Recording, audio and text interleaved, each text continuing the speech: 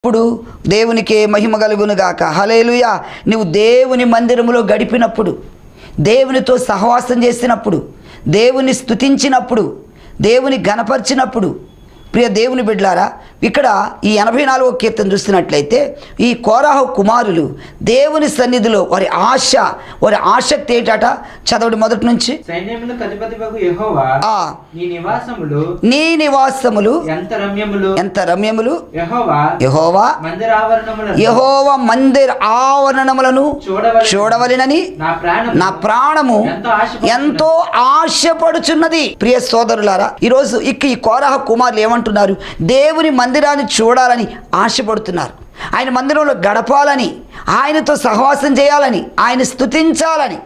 ఈ దేవుని మందిరంలో ఉన్న దీవెన, దేవుని మందిరంలో ఆనందాన్ని వారు తలపోసుకుంటూ ఏమంటున్నారంటే, నీ మందిరంలో గడిపితే మాకు దీవెన